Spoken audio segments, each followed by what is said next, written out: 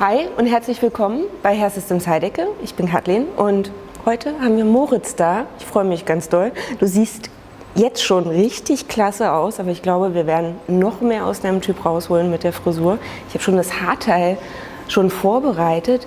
Das sieht einfach genial aus. Wir haben vorhin schon mal geguckt wegen der Farbe. Ich freue mich so darauf, dieses Haarteil einzuschneiden und eine geile Frisur zu machen.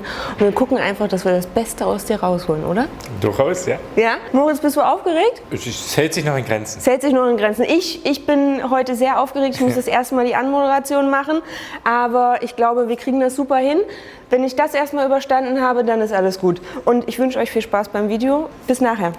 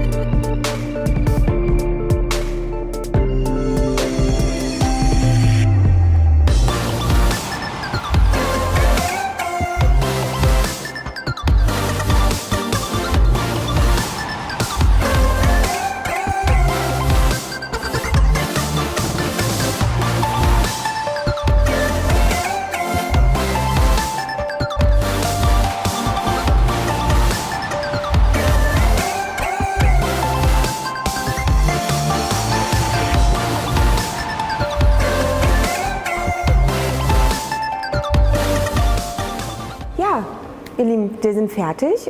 Moritz, wie fühlst du dich? Ich finde es mega gut. Endlich mal wieder Haar auf dem Kopf. Also ich bin mega happy. Ja. Ich finde, das Ergebnis ist so geil geworden. Wir haben uns ein bisschen rangetastet an die Länge, wie wir es haben wollen, auch ans Hairstyling, in welche Richtung. Und wir haben, glaube ich, ein super Ergebnis erzielt. Definitiv. Ich bin echt froh, dass ich so einen tollen Kunden hatte, dass ich so ein tolles Haarteil einschneiden durfte. Ich freue mich echt, dass wir so ein geiles Ergebnis erzielt haben. Und ja, wenn es euch gefallen hat, lasst einen Daumen da, abonniert den Kanal und lasst euch überraschen, wer nächste Woche da ist. Tschüss! Ciao!